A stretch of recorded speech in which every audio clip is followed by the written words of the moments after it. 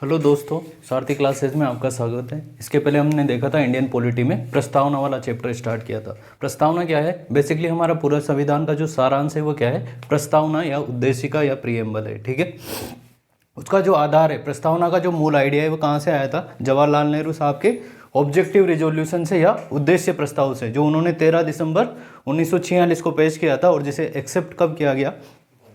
22 जनवरी 1947 को एक्सेप्ट किया गया। ठीक है, तो प्रस्तावना का जो मूल आधार है वो क्या है? जवाहरलाल नेहरू द्वारा पेश उद्देश्य प्रस्ताव उसका मूल आधार है। ठीक है, हमने उसमें बात की थी कि उसमें जो संविधान की मूल शक्ति है वो किसके पास है? भारत की जनता के पास है। We the people of India, हम भारत के लोग। ठीक है, उसमें हमने भारत के बारे में कौन कौन सी विशेषताओं का जिक्र किया था? वो विशेषताएं थी, पहला तो सोवेरिन, संप्रभु। ठीक है, भारत के ऊपर किसी बाहरी राष्ट्र का कोई दबाव नहीं होगा, वो अपने निर्णय स्वयं अपनी इच्छा अनुसार लेगा। ठीक है, उसके बाद हमने बात की सोशलिस्ट की। ठीक है, सोशलिस्ट मतलब समाजवाद। समाजवाद का मतलब है कि यहाँ व्यक्तिगत और सार्वजनिक दोनों संपत्ति साथ साथ चलेगी, बस असमानता को दूर करना मेन उद्देश्य है। ठीक है, समाजवादी अर्थव्यवस्था का मेन उद्देश्य क्या है? असमानता या शोषण को समाप्त करना और सभी का कल्याण सुनिश्चित करना। उसके बाद कही थी हमने सेक्युलर, कि भारत का कोई धर्म नहीं होगा, भारत सभी धर्म को समान नज़र से देखेगा। ठीक है, उसके लिए जो भी सारे लोग होंगे वो क्या होंगे? भारत के नागरिक होंगे, वो हिंदू मुस्लिम सिख ईसाई नहीं होंगे। ठीक है, ना तो वो किसी धर्म को बढ़ावा देगा, ना किसी धर्म में अवरोध पैदा करेगा। ठीक है, ये बात की सेक्युलर की। इसके बाद डेमोक्रेसी, दो तरह की डेमोक्रेसी होती है, डायरेक्ट और इनडायरेक्ट। डायरेक्ट में आप जनता का सीधा रिप्रेजेंटेशन होता है। ठीक है, इनडायरेक्ट जैसे कि भारत में हम एमएलए या एमपी को चुनते हैं, फिर वो हमारी तरफ से आगे शासन करता है। ठीक है, तो ये है दो तरह की डायरेक्ट और इनडायरेक्ट डेमोक्रेसी। कल हमने बात की थी कि भारत डायरेक्ट डेमोक्रेसी में क्या दिक्कत है। ठीक है, डायरेक्ट डेमोक्रेसी के लिए लोगों का पॉलिटिकली अवेयरनेस, राजनीतिक रूप से जागरूक होना बहुत जरूरी है। ठीक है, क्योंकि अगर जैसे कोई कानून बनाना है उस पर सभी लोगों की राय जाननी है, लेकिन लोगों को तो पता ही नहीं है कानून क्या है। ठीक है, तो इस वजह से डायरेक्ट डेमोक्रेसी भारत जैसे देश में पॉसिबल नहीं है। ठीक है, उसके बाद बात की थी हमने रिपब्लिक की। हेड ऑफ द नेशन यानी कि जो राष्ट्र का अध्यक्ष होगा, जो राष्ट्र का मेन जो सुप्रीम लीडर होगा वो क्या होगा? इलेक्टेड होगा। जबकि ब्रिटेन से हमने हमारी पार्लियामेंट्री फॉर्म कहाँ से एक्सेप्ट किया? ब्रिटेन से। ब्रिटेन रिपब्लिक देश नहीं है, डेमोक्रेसी तो है लेकिन रिपब्लिक नहीं है, क्योंकि वहाँ पर जो हेड ऑफ द नेशन कौन है? रानी। ठीक है, उसका बेटा या बेटी अगला राजा या रानी बनेगा। ठीक है, ये तो होगी भारत की 5 विशेषताएं। उसके बाद हमने इंडियन सिटीजन को कौन कौन सी चीज़ें चाहिए उनकी बात की थी। जस्टिस चाहिए। ठीक है, न्याय, न्याय में सामाजिक आर्थिक राजनीतिक न्याय की बात की थी हमने। ठीक है, उसके बाद इक्वलिटी की बात की थी। उसके बाद फ्रीडम, लिबर्टी की बात की थी। ठीक है, लिबर्टी और फ्रीडम में अंतर समझ में आ गया कि लिबर्टी में क्या होती है? कुछ लिमिटेशन होती है, फ्रीडम में कि भाई आप बिल्कुल स्वतंत्र हो। ठीक है, उसके बाद हमने बात की थी बंधुत्व की। बंधुत्व भी कैसा होना चाहिए? जहाँ पर डिग्निटी यानी कि व्यक्ति की गरिमा भी सुनिश्चित हो, और दूसरी बात राष्ट्र की एकता और अखंडता भी सुनिश्चित हो। हमने संविधान को कब एक्सेप्ट किया, कब एडोप्ट किया? तो हमने संविधान को एडोप्ट किया 26 नवंबर 1949 को एडोप्ट किया। ठीक है, कब एडोप्ट किया? 26 नवंबर 1949। उस दिन संविधान के हमारे 16 आर्टिकल लागू हुए। ठीक है, बाकी जो शेष बचा संविधान है वो हमने 26 जनवरी 1950 को लागू किया। इसीलिए 26 नवंबर 1949 को हम किस दिन के रूप में मनाते हैं? विधि दिवस या संविधान दिवस के रूप में मनाते हैं। ठीक है, बाकी का जो शेष बचा संविधान है वो 26 जनवरी 1950 को लागू किया गया। कब लागू किया गया? 26 जनवरी 1950 को। एक्सेप्ट तो कब किया गया? तो प्रश्नों में आप देख लेना किस हिसाब से लैंग्वेज आती है। वो पूछे कि हमारा संविधान एक्सेप्ट कब हुआ, तो एक्सेप्ट हुआ 26 नवंबर 1949 और पूर्ण रूप से लागू हुआ 26 जनवरी 1950 को। 26 जनवरी को ही क्यों लागू किया? पहले हमने इस दिन को स्वतंत्रता दिवस के रूप में रिजर्व कर रखा था। ठीक है, किस दिन के रूप में? स्वतंत्रता दिवस के रूप में। लेकिन हम 15 अगस्त को आज़ाद हो गए, इसलिए हमने 15 अगस्त को स्वतंत्रता दिवस मनाना स्टार्ट कर दिया। अब 26 जनवरी को ही हमने स्वतंत्रता दिवस के लिए रूप में रिजर्व क्यों किया? कांग्रेस का एक अधिवेशन हुआ था, लाहौर अधिवेशन। कौन सा अधिवेशन हुआ था? लाहौर अधिवेशन 1929 में। इसमें यह निर्णय लिया गया कि हम स्वतंत्रता दिवस मनाएंगे और झंडा फहराया गया था। ठीक है, रावी नदी के किनारे पर क्या फहराया गया था? झंडा। तो इस दिन को हम स्वतंत्रता दिवस के रूप में, जो पहला स्वतंत्रता दिवस है वो कब मनाया था हमने? 26 जनवरी 1929 को। ठीक है, तो इसी 26 जनवरी को एक याद के तौर पर देखने के लिए हमने फिर इस दिन को गणतंत्र दिवस के रूप में मनाना शुरू कर दिया। ठीक है, तो 26 नवंबर 1949 को हमने संविधान एक्सेप्ट कर लिया। उस दिन 16 आर्टिकल लागू हुए, 16 अनुच्छेद लागू हुए। बाकी के जो शेष बचे अनुच्छेद है वो कब लागू हुए? 26 जनवरी 1950 को लागू हुए। हमने देखा था संविधान संशोधन, प्रस्तावना में अभी एक ही बार संविधान संशोधन हुआ है, वो है 42वां संविधान संशोधन। उसके द्वारा 3 वर्ड जोड़े गए थे, कौन कौन से? सोशलिस्ट, समाजवादी, सेक्युलर यानी कि पंथ निरपेक्ष, और तीसरा इंटीग्रिटी यानी कि अखंडता।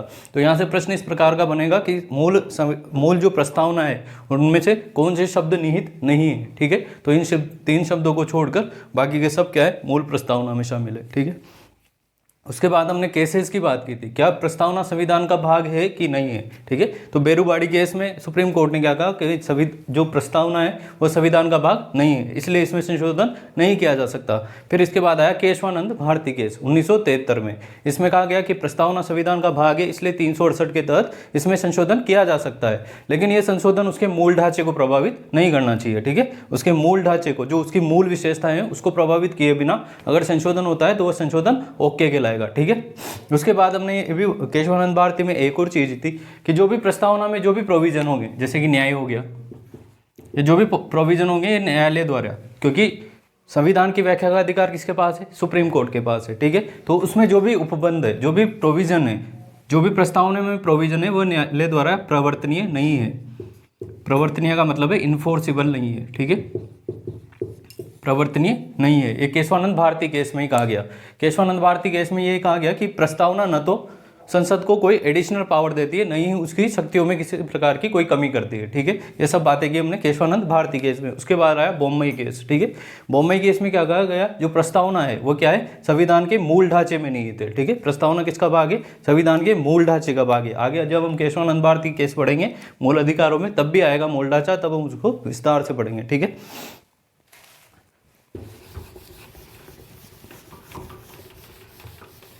अब इसमें प्रस्तावना के बारे में किन किन ने क्या क्या कहा उनके बारे में देख लेते हैं एक बार। के मुंशी एक व्यक्ति थे, कन्हैयालाल माणिकलाल मुंशी। इन्होंने क्या कहा प्रस्तावना के बारे में कि प्रस्तावना क्या है? राजनीतिक कुंडली है, राजनीतिक कुंडली है, ठीक है। Political horoscope, political horoscope. सीधा प्रश्न पूछेगा कि प्रस्तावना को पॉलिटिकल होरोस्कोप यानी कि राजनीतिक कुंडली किसने कहा? तो के मुंशी साहब ने कहा, ठीक है। एक और व्यक्ति थे पंडित ठाकुरदास भार्गव, ठाकुरदास भार्गव। इन्होंने क्या कहा प्रस्तावना के बारे में? इन्होंने कहा कि प्रस्तावना क्या है? संविधान की आत्मा है। प्रस्तावना क्या है? संविधान की आत्मा है। सोल ऑफ कॉन्स्टिट्यूशन क्या है? प्रियम्बल है। किसकी? संविधान की आत्मा क्या है? प्रियम्बल है। ये किसने कहा? पंडित ठाकुरदास भार्गव ने। इसके अलावा इन्होंने एक और बात की कि प्रस्तावना क्या है? संविधान की कुंजी है। प्रस्तावना क्या है? संविधान की कुंजी है, की ऑफ कॉन्स्टिट्यूशन। क्योंकि अगर आपने प्रस्तावना पढ़ ली, प्रस्तावना को आप अच्छे से समझ गए, तो आप पूरे संविधान को जान सकते हैं, क्योंकि पूरे संविधान का सारांश किसमें है? प्रस्तावना में, ठीक है। जो उसका क्रक्स है, जो पूरा निचोड़ है, वो किसमें? प्रस्तावना में। तो ये दो लोगों की जो स्टेटमेंट है वो ध्यान रखना है कि पॉलिटिकल होरोस्कोप, राजनीतिक कुंडली, तो किसने कहा? के एम मुंशी साहब ने कहा। इसके अलावा पंडित ठाकुरदास भार्गव ने क्या कहा? सोल ऑफ कॉन्स्टिट्यूशन, संविधान की आत्मा और संविधान की कुंजी, ये दोनों किसने कहा? पंडित ठाकुरदास भार्गव ने, ठीक है। ये दोनों चीजें लिख लो, लिख ले, ठीक है। तो के एम मुंशी साहब ने प्रस्तावना के बारे में क्या कहा कि ये क्या है? पॉलिटिकल होरोस्कोप है, यानी कि राजनीतिक कुंडली है। इसके अलावा पंडित ठाकुरदास भार्गव ने कहा कि ये संविधान की आत्मा है। इसके अलावा संविधान की कुंजी भी इन्होंने कहा। अब आज हम पढ़ेंगे संविधान सभा।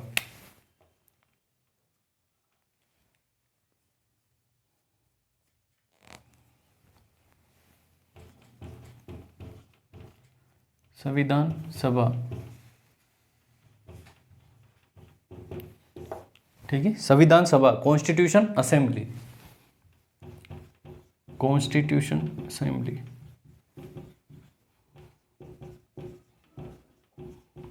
ठीक है। नाम से पता लग रहा है संविधान सभा, संविधान को निर्माण करने वाली सभा, उसको क्या कहा? संविधान सभा। जैसे विधान का निर्माण, विधान यानी कि कानून बनाने वाली सभा को क्या कहते हैं? विधानसभा या लेजिस्लेटिव असेंबली, ठीक है। तो संविधान सभा। अब हम बात करेंगे इसके बैकग्राउंड की। ये संविधान सभा जो है हम थोड़ा इसमें हिस्ट्री का एंगल भी आता है, तो हिस्ट्री का एंगल को ज़्यादा शामिल नहीं करेंगे, ठीक है। हम थोड़ा थोड़ा हल्का सा ओवरव्यू लेंगे और अपना टॉपिक कंटिन्यू करेंगे। तो संविधान सभा, संविधान सभा का जो सबसे पहले आइडिया है, संविधान सभा कि संविधान का निर्माण करने के लिए एक सभा होनी चाहिए, जिस संविधान सभा होनी चाहिए जिसमें भारतीयों का रिप्रेजेंटेशन हो। किसका रिप्रेजेंटेशन हो? भारतीयों का रिप्रेजेंटेशन हो, क्योंकि भारत पर किसका राज था?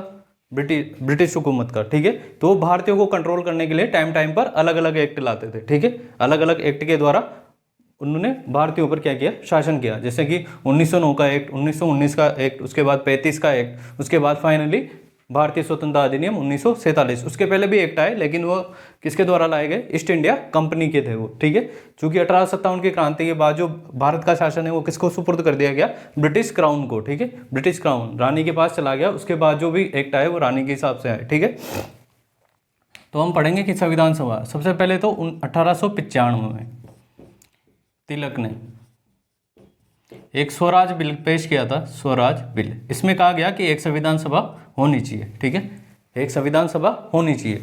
बाल गंगाधर तिलक ने 1895 में इसे कहा। उसके बाद 1922 में 1922 में गांधी जी ने कहा कि भारतीयों का जो संविधान है, भारतीयों का जो संविधान है उसका निर्माण करने का अधिकार केवल किसके पास होना चाहिए? भारतीयों के पास होना चाहिए। भारतीय संविधान का निर्माण भारतीयों द्वारा,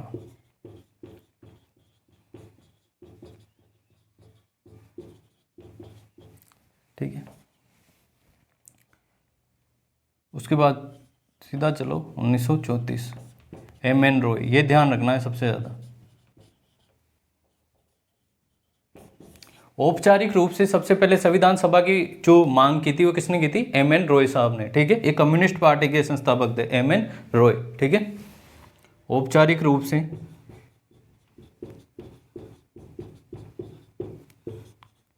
संविधान सभा की मांग,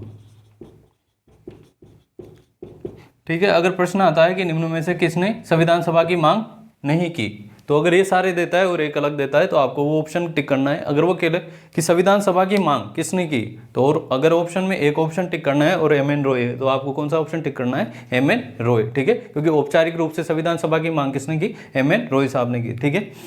उसके बाद 1935 में कांग्रेस ने इस अपने एजेंडे में इसको शामिल कर लिया गया, कांग्रेस द्वारा।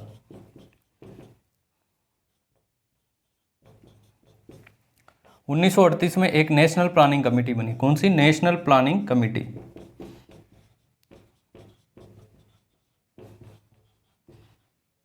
इसके द्वारा भी इसकी मांग की गई।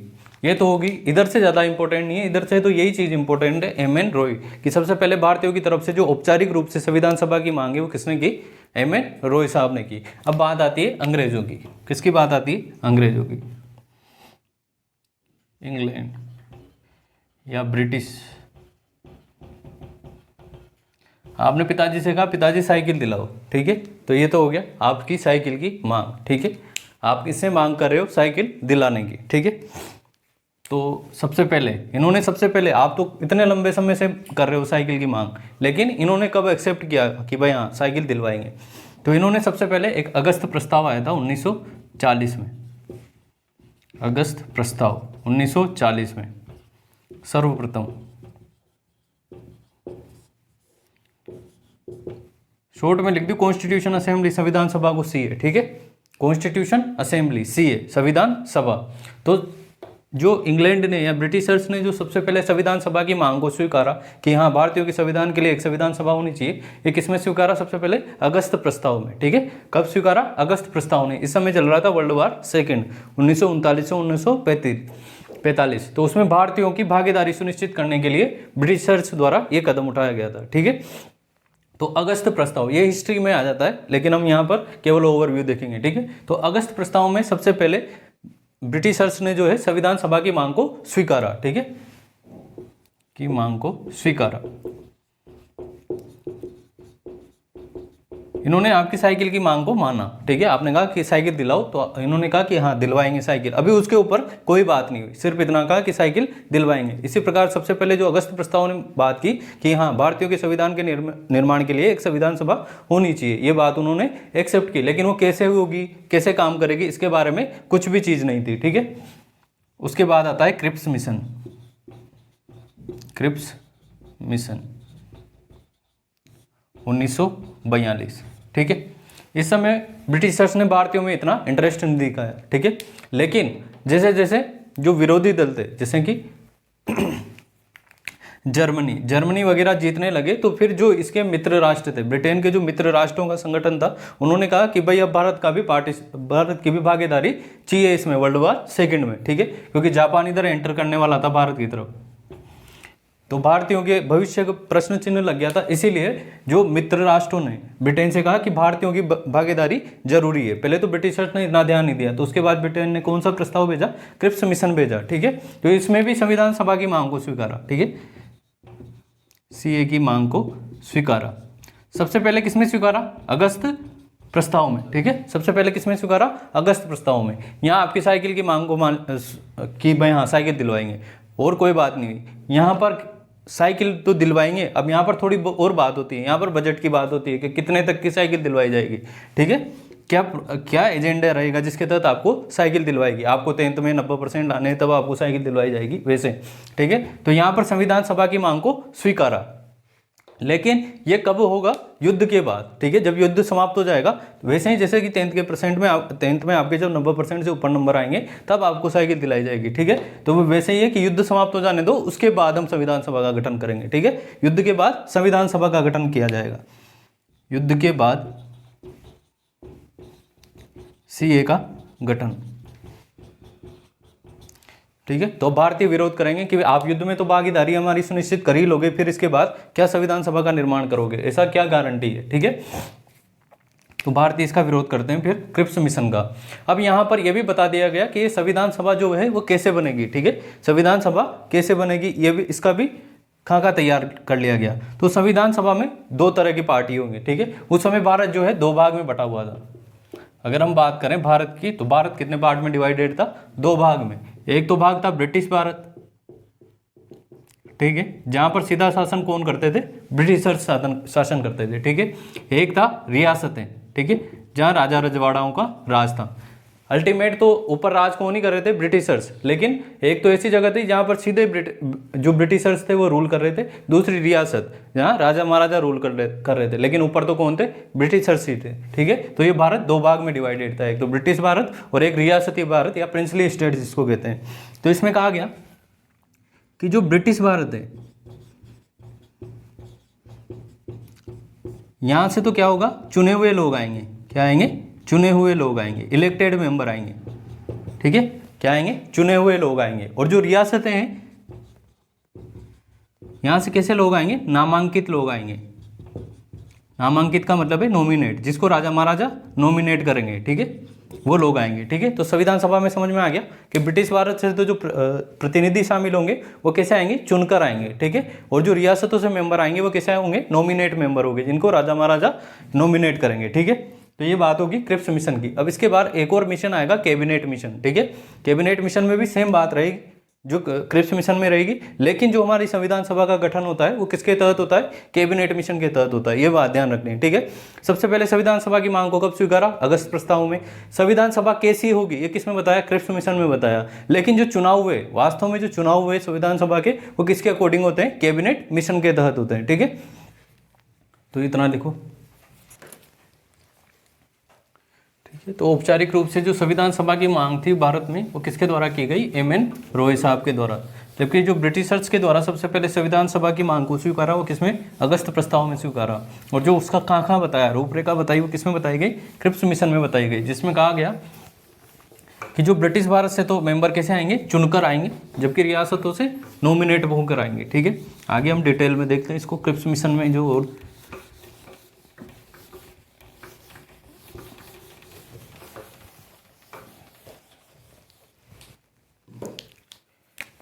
क्रिप्स मिशन में क्या कहा गया, दो बातें की, एक तो ब्रिटिश भारत की, एक रियासतों की।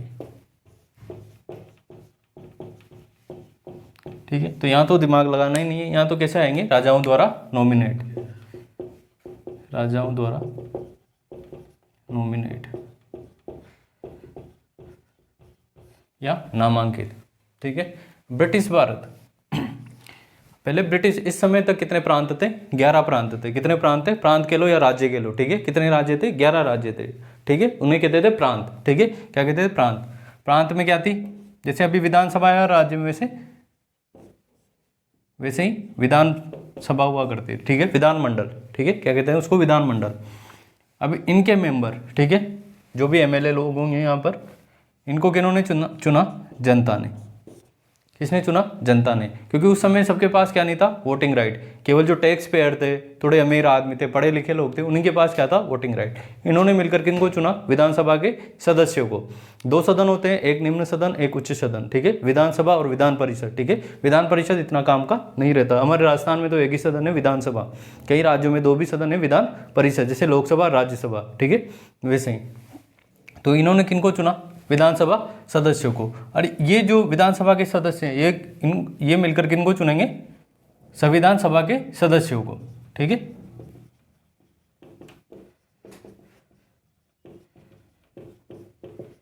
समझ में आया, जनता ने किनको चुना, विधानसभा के सदस्यों को। विधानसभा के सदस्यों ने मिलकर किनको चुना, संविधान सभा के सदस्यों को। तो ये निर्वाचन क्या प्रत्यक्ष हो रहा है क्या, संविधान सभा को क्या सीधा जनता चुन रही है क्या, नहीं चुन रही। ठीक है, अप्रत्यक्ष निर्वाचन है। कैसा निर्वाचन है, अप्रत्यक्ष निर्वाचन है। जैसे राज्यसभा के सदस्यों का होता है, एमपी, लोकसभा के सदस्यों को तो हम चुनते हैं, लेकिन राज्यसभा के सदस्यों को कौन चुनते हैं, यही विधानसभा के सदस्य। ठीक है, तो संविधान सभा के सदस्यों का कैसा निर्वाचन है, अप्रत्यक्ष निर्वाचन है। ठीक है, और यहाँ तो राजाओं द्वारा नॉमिनेट। अब ये निर्वाचन की प्रणाली भी बताई गई है कि ये अप्रत्यक्ष निर्वाचन है, ये कैसा होगा, तो इसको कहते हैं PRSTV। क्या कहते हैं इसको, PRSTV। ठीक है, इसका क्या मतलब है, प्रोपोर्शनल रिप्रेजेंटेशन। प्रोपोर्शनल रिप्रेजेंटेशन,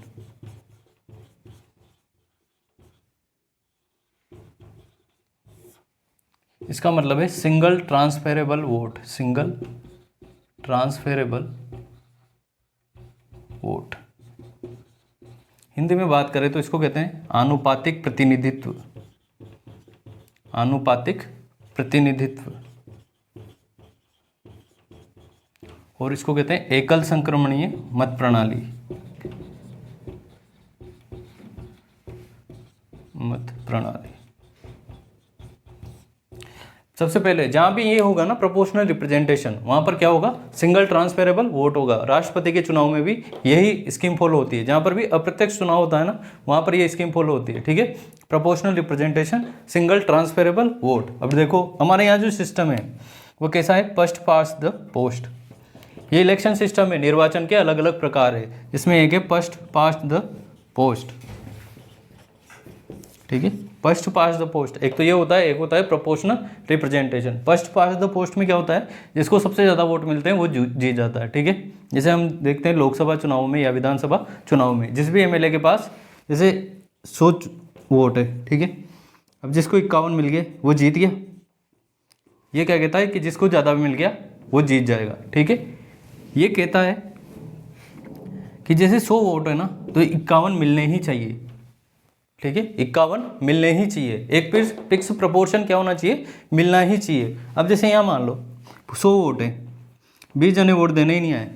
ठीक है, 80 आए, 80 में से एक को मिल गए 39। ठीक है, और एक को मिल गए 41। ठीक है, 40 9 50 30 80। ठीक है, तो एक को मिल गए 41, एक को मिल गए 39। ठीक है, लेकिन ये कहता है कि 50% तो होने ही चाहिए। यहाँ 50% हो रहे हैं क्या, नहीं हो रहे। ठीक है, लेकिन जिसको 41 मिलेंगे वो जीत जाएगा फिर भी। ठीक है, इसमें क्या होता है, जिसको ज़्यादा वोट मिलते हैं वो जीत जाता है, परसेंटेज नहीं देखा जाता। जैसे कि इसमें क्या होता है, परसेंटेज देखा जाता है। जैसे कि मान लो 100 सीटें हैं, ठीक है, लोकसभा की कितनी, 100 सीटें हैं। प्रोपोर्शनल रिप्रेजेंटेशन अगर होता तो क्या होता, जैसे बीजेपी है, बीजेपी को कितने परसेंट वोट मिले, 30% वोट। कांग्रेस को कितने परसेंट मिले, 20% वोट मिले। ठीक है, ऐसे तृणमूल कांग्रेस को मिल गए, सपा को मिल गए, ऐसे कर करके अलग अलग परसेंटेज वोट मिल गए। ठीक है, तो ये क्या कहता है, क्योंकि बीजेपी के पास सबसे ज़्यादा वोट है तो ये तो कहता है कि बीजेपी जीत गई। ठीक है, सरकार किसकी बन जाएगी, बीजेपी की बन जाएगी। लेकिन इसमें क्या होता है, 30% वोट बीजेपी को मिले तो 30 सीटें किसके पास आ जाएगी, बीजेपी के पास आ जाएगी। 20 सीटें कांग्रेस को, 20% वोट कांग्रेस को मिले तो 20% वोट किसको, 20% सीटें किसके पास चल जाएगी, कांग्रेस के पास चल जाएगी। ठीक है, तो अनुपातिक प्रतिनिधित्व में तो ऐसा होता है। और फर्स्ट पास्ट द पोस्ट में क्या होता है, जिसको सबसे ज़्यादा सीटें या जिसको सबसे ज़्यादा वोट मिले वो जीत जाता है। ठीक है, इसमें प्रोपोर्शन नहीं देखा जाता। अब इसमें क्या नुकसान है, जैसे ये 39 वाला है, इसकी तो कोई वैल्यू नहीं है। जिन लोगों ने इसको वोट दिया, अच्छा खासा परसेंटेज इसका भी वोट, जैसे कि यूपी इलेक्शन में हुआ था कि जो बसपा मायावती की पार्टी है उसको कितने परसेंट वोट मिले, 20% वोट मिले, लेकिन सीट एक भी नहीं आई। ठीक है, सीट एक भी नहीं आई। अब आप देखो, सोचो कि 20% वोट कितने होते हैं। ठीक है, लेकिन इनकी एक भी सीट नहीं आई, तो जिन लोगों ने इनको वोट किया उनका तो पार्टिसिपेशन ही नहीं आया, फिर काय का लोकतंत्र हुआ। ठीक है, तो इसलिए प्रोपोर्शनल रिप्रेजेंटेशन ज़्यादा सही है, लेकिन इसमें भी कुछ काम ही है। अब अभी हम उसमें ज़्यादा डिटेल में नहीं जाएंगे। तो समझ में आया प्रोपोर्शनल रिप्रेजेंटेशन क्या हुआ। जैसे राष्ट्रपति चुनाव में भी कितने परसेंट वोट चाहिए, 50% प्लस 1 वोट चाहिए। ठीक है, इतने वोट होने चाहिए, तभी जाके राष्ट्रपति का चुनाव संपन्न माना जाएगा। तो इस प्रपोर्शन को प्राप्त करने के लिए क्या प्रणाली फॉलो किया जाती है, एकल संक्रमणीय मत प्रणाली। ठीक है, सिंगल ट्रांसफरेबल वोट, वोट एक ही होगा, उसमें क्या होती है, अलग अलग प्रेफरेंसेज होती है। क्या रहती है, अलग अलग प्रेफरेंसेज रहती है। ठीक है, ऐसा करो, इसको लिखो, फिर अभी इसको सिंगल ट्रांसफरेबल वोट को भी देखते हैं। ठीक है, तो प्रोपोर्शनल रिप्रेजेंटेशन ये एक निर्वाचन का प्रकार है, एक निर्वाचन का प्रकार है। फर्स्ट पास्ट द पोस्ट, ये फॉलो होता है राष्ट्रपति के चुनाव में, ये फॉलो होता है लगभग सभी प्रकार के चुनाव में। जैसे लोकसभा हो गया हमारा, विधानसभा हो गया, जो हम नॉर्मली जो वोट करते हैं वो कौन से सिस्टम से करते हैं, फर्स्ट पास्ट द पोस्ट। इसके तहत जिसको सबसे ज़्यादा वोट मिलते हैं वो जीत जाता है। इसमें क्या होता है, इसमें एक फिक्स परसेंटेज वोट मिलना ही चाहिए। ठीक है, तो जब तक वो वोट पूरा नहीं होता, जैसे 50% प्लस 1, 51% आपको वोट चाहिए, तो इसके लिए प्रणाली है सिंगल ट्रांसफरेबल वोट, एकल संक्रमणीय मत प्रणाली। नाम से साबित हो रहा है कि वोट एक ही होगा, लेकिन वही क्या होता रहेगा, घूमता रहेगा। ठीक है, अभी समझते हैं इसको।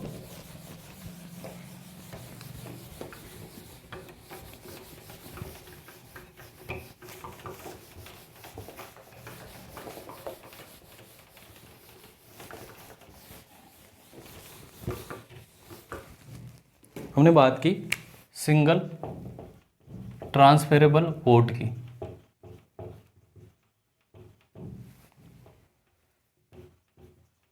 वोटिंग सिस्टम की। ठीक है, एकल संक्रमणीय मत प्रणाली, एकल संक्रमणीय मत प्रणाली ये किस लिए अपनाई जाती है, ताकि प्रोपोर्शनल रिप्रेजेंटेशन, एक फिक्स परसेंटेज आपको प्राप्त हो जाए। जैसे कि मान लो आपको 51 वोट चाहिए। ठीक है, जीतने के लिए कितना चाहिए, 51 वोट चाहिए। ठीक है, ये क्या हो गया, प्रोपोर्शनल रिप्रेजेंटेशन से निकाला कि 51 वोट मिलने चाहिए, तभी विनर माना जाएगा। ठीक है, जब तक 51 वोट किसी एक पर्टिकुलर व्यक्ति को मिल नहीं जाएंगे तब तक चुनाव चलता रहेगा। ठीक है, तो चुनाव में खड़े हुए 4 लोग, ABCD। ठीक है, कितने लोग खड़े हुए, 4। अब कोई एक वोटर है। ठीक है, कोई एक वोटर है,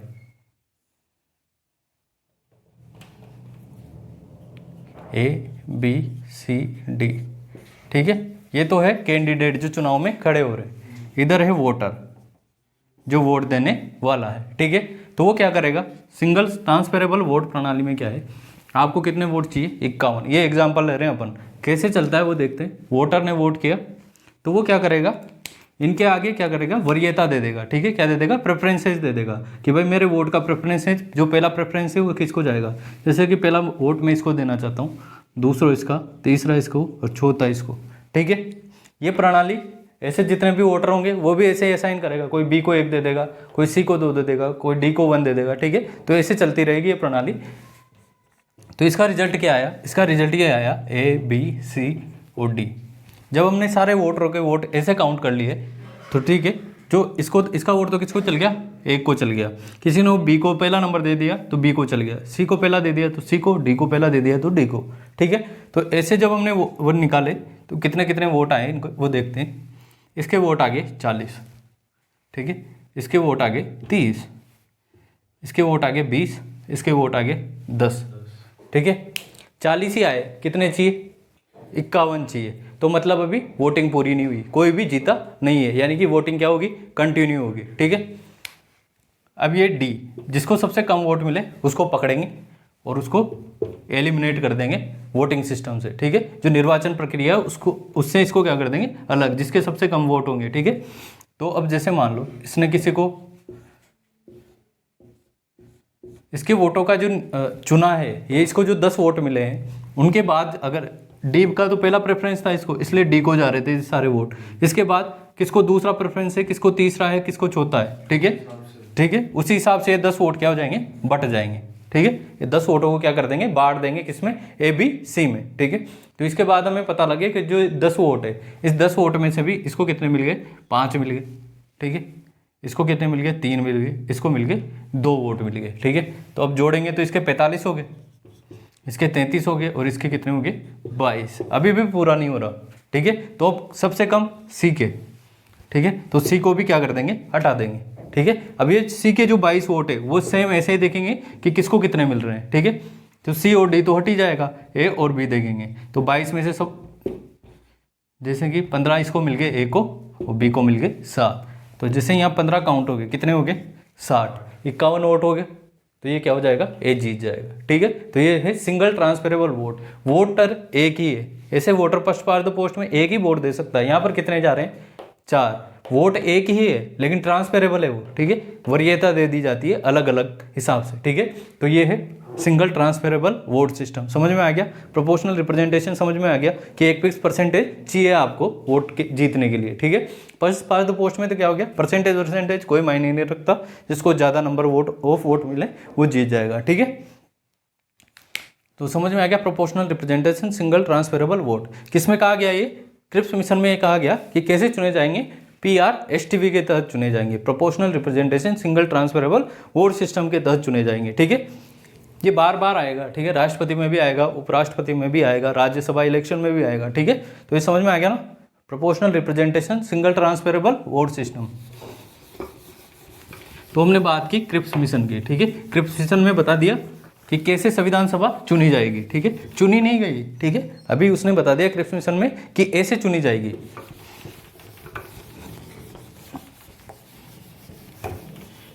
क्रिप्स मिशन के बाद एक और आता है कैबिनेट मिशन। कैबिनेट मिशन 1946 में, ठीक है। कैबिनेट मिशन आता है 1946 में। इसमें 3 मेंबर हैं, पैथिक लॉरेंस, एवी अलेक्जेंडर और वो क्रिप्स मिशन वाला स्टैफोर्ड क्रिप्स, ठीक है। तो एक कैबिनेट मिशन में ये 3 मेंबर थे, ठीक है। पैथिक लॉरेंस, एवी अलेक्जेंडर और स्टैफोर्ड क्रिप्स, ठीक है। वो क्रिप्स मिशन वाले ये है। अब इन्होंने भी कहा, वही सेम प्रोसीजर बताया कि कॉन्स्टिट्यूशन असेंबली होनी चाहिए, उसका चुनाव वैसे होगा जैसे क्रिप्स मिशन में बताया गया है, ठीक है। तो फाइनली जो कॉन्स्टिट्यूशन असेंबली, संविधान सभा का जो चुनाव होता है वो किसके तहत होता है? कैबिनेट मिशन के तहत होता है, ठीक है। इसके तहत संविधान सभा का चुनाव,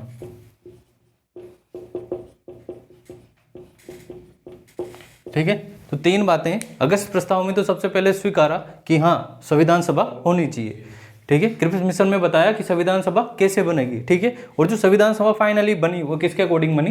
कैबिनेट मिशन के तहत बनी, ठीक है। तो पूछे अगर आपसे कि जो संविधान सभा का जो चुनाव है वो किस के तहत हुआ, तो कैबिनेट मिशन के तहत। तीनों ऑप्शन दे देगा, अगस्त प्रस्ताव, कैबिनेट मिशन, इसके अलावा क्या नाम से क्रिप्स मिशन, एक और कोई सा भी दे देगा, ठीक है। वेवेल प्लान कुछ भी दे देगा। तो किसके तहत हुआ है? कैबिनेट मिशन के तहत क्या हुआ है? संविधान सभा का चुनाव संपन्न हुआ है। ये चुनाव संपन्न हुए जुलाई अगस्त में, जुलाई अगस्त के आसपास क्या हो गए? चुनाव संपन्न हो गए, ठीक है। तो आ गया, तीनों बातें समझ में आ गई। भारतीयों की तरफ से औपचारिक रूप से संविधान सभा की मांग कब किसने की? ML रॉय साहब ने की, ठीक है। ब्रिटिशर्स में अगस्त प्रस्ताव में सबसे पहले मांग स्वीकारी। क्रिप्स मिशन में बताया कि संविधान सभा कैसे बनेगी, और जो फाइनली चुनाव हुए वो किसके तहत हुए? कैबिनेट मिशन के तहत हुए, ठीक है। किसके तहत हुए? कैबिनेट मिशन के तहत हुए। वो प्रणाली समझ में आ गई, अनुपातिक प्रतिनिधित्व, एकल संक्रमणीय मत प्रणाली, ठीक है। अब चुनाव हो गए, ठीक है। इसमें क्या कहा गया कि जो 10 लाख लोगों पर है, एक मेंबर होगा, ठीक है। 10 लाख लोगों पर कितना होगा, एक मेंबर। जैसे एमपी या एमएलए जो भी बनता है वो उसकी भी कोई जनसंख्या रहती है कि इतनी जनसंख्या पर ये एमपी या एमएलए होगा। वैसे इसने क्या कहा कि संविधान सभा का जो एक मेंबर होगा वो कितनी जनसंख्या को कवर करेगा, 10 लाख की जनसंख्या को कवर करेगा। तो इससे जो सीटें निकल कर आई उस समय वो कितनी निकली, 389, ठीक है। आंकड़ा ध्यान रखना है, कितनी सीटें निकली, 389 सीटें निकली।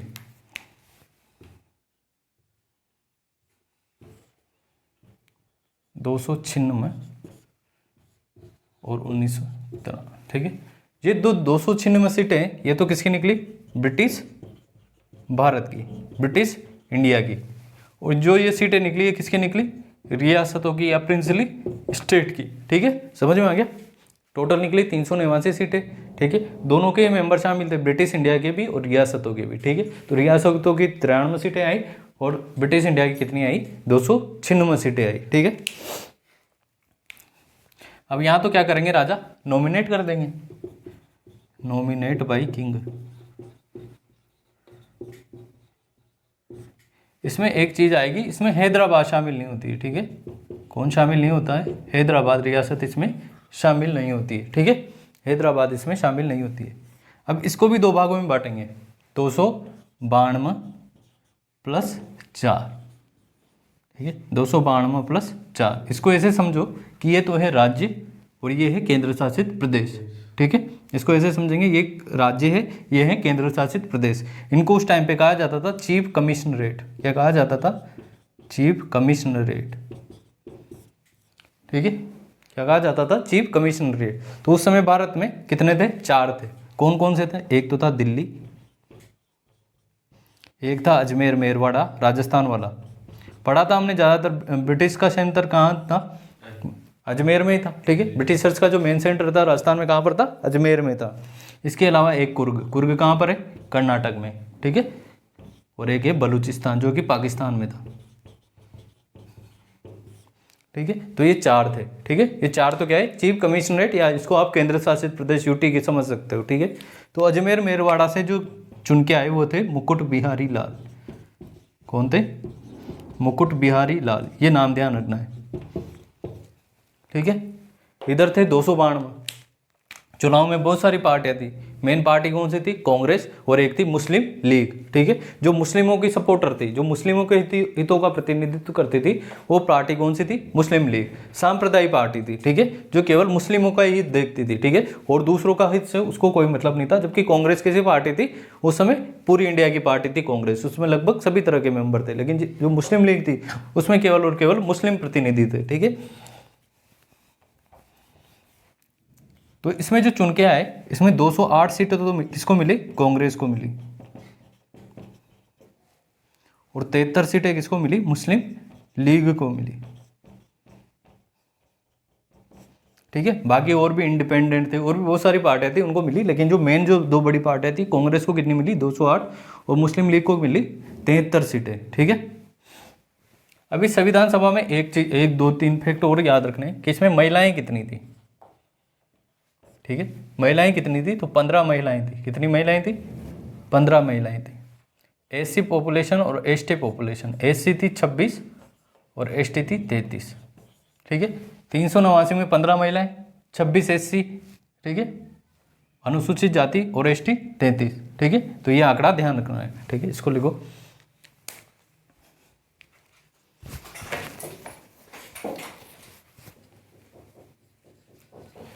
ठीक है, तो टोटल कितनी सीटें आई, 389।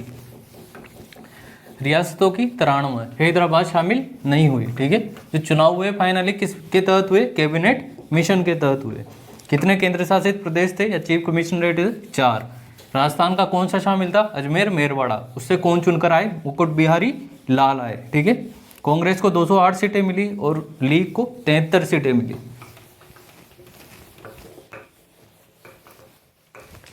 राजस्थान के सदस्य देख लेते हैं एक बार, राजस्थान के सदस्य, राजस्थान के कौन कौन से मेंबर संविधान सभा में गए वो देख लेते हैं।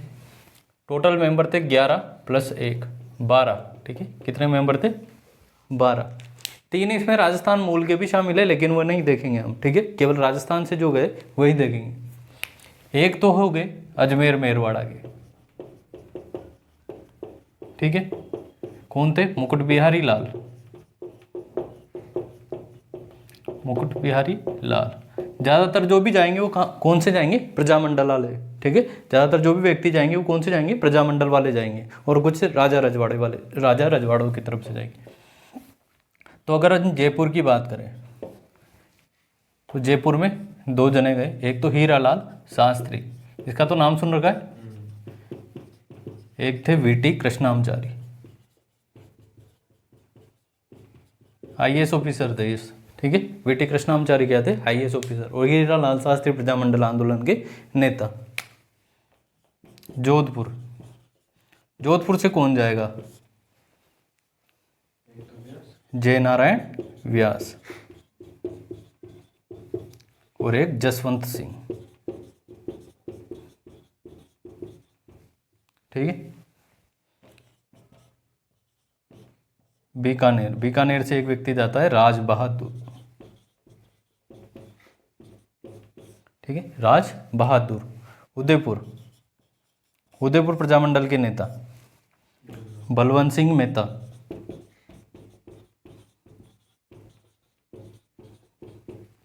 माणिक्यलाल वर्मा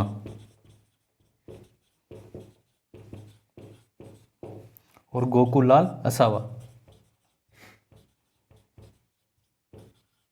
आगे असावा जी ध्यान में, पीएम बने थे शाहपुरा, सबसे पहले उत्तरदायी सरकार की स्थापना। इसके अलावा जो अन्य व्यक्ति है उनमें देखते हैं दलेल सिंह, सरदार सिंह,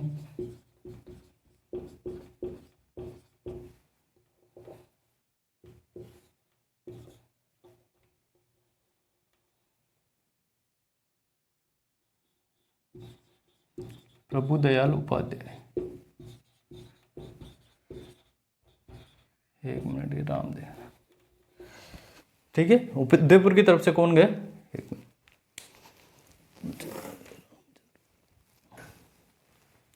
ठीक है। अन्य व्यक्तियों में कौन कौन सा मिले? दलेल सिंह, सरदार सिंह और रामचंद्र उपाध्याय।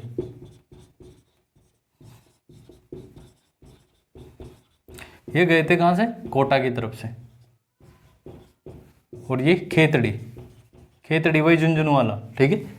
खेतड़ी महाराजा ने जो थे नरेंद्र को कौन सी उपाधि दी थी? विवेकानंद की उपाधि दी थी, ठीक है। तो ये 11 मेंबर हो गए, 2 2 4 5 3 8 9 10 और 11, ठीक है। और एक अजमेर मेरवाड़ा से मुकुट बिहारी लाल। 3 व्यक्ति में और शामिल किए जाते हैं, लेकिन वो राजस्थान के मूल के थे, ठीक है। राजस्थान से इलेक्ट नहीं हुए थे, कहाँ के थे? राजस्थान मूल के थे। इनमें एक तो पदम सिंघानिया थे जो यूपी की तरफ से आए थे, ठीक है। पदमपत सिंघानिया जो कि यूपी की तरफ से आए थे, ऐसे एक बंगाल की तरफ से आए थे। इस प्रकार से 3 और मेंबर थे जो राजस्थानी मूल के थे, लेकिन हमें ये ध्यान रखना है, ठीक है, राजस्थान के कौन कौन से मेंबर थे, ठीक है। तो लिखो ये,